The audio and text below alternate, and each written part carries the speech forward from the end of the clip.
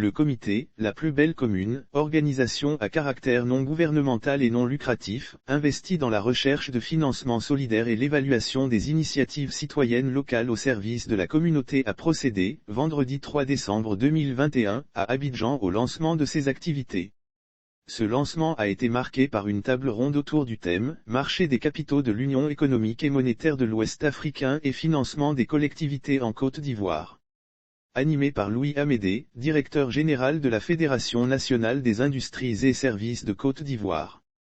La conférence a vu la participation de plusieurs intervenants dont Soraya Diallo, senior vice-présidente, directeur Bloomfield Rating, M. Adnan Kmanti, directeur pôle de l'entreprise à Atlantic Business International, Kofi Yoboué Stéphane, maître de conférence CAM, et Tardy Kouassible, directeur du marché des capitaux à Atlantic Finance. La table ronde a permis d'édifier le public sur les financements disponibles pour accompagner les collectivités locales. Outre la possibilité d'avoir recours à la garantie de l'État dans le cadre de l'emprunt en vue de renforcer le mécanisme de sécurité, les intervenants ont ébauché des solutions portant aussi bien sur la gestion et la planification budgétaire que sur les instruments disponibles pour développer et pérenniser des ressources financières propres aux collectivités.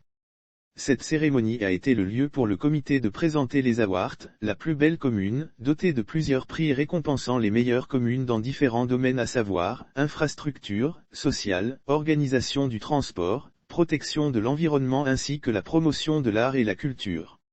À cette occasion, Madame Mariam Cissé Elogne, présidente de l'association a indiqué que les missions du comité, la plus belle commune, portent essentiellement sur la recherche de financement solidaire, le conseil financier aux élus locaux, le lobbying, la communication et la distinction.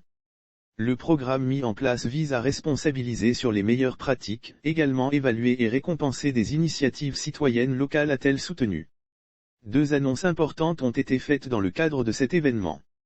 Il s'agit de la tenue dans le courant du premier trimestre 2022, d'une cérémonie de remise des dites récompenses ainsi que l'attribution de prix spéciaux dont celui du super trophée de la plus belle commune et les trophées de la meilleure entreprise citoyenne engagée dans des projets sociaux et la meilleure institution financière de structuration de partenariats privés-publics projets portés par l'État. Mais également la mise en place d'un programme de formation gratuite dédié au développement de compétences des collectivités locales sur les financements innovants et solidaires.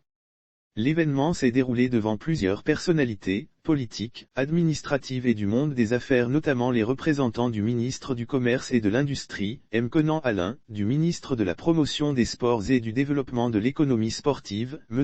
Ouattara Soualio, ainsi qu'en présence du directeur général de l'UVICOSI, M. Jean-Jacques YAPO, d'élus locaux.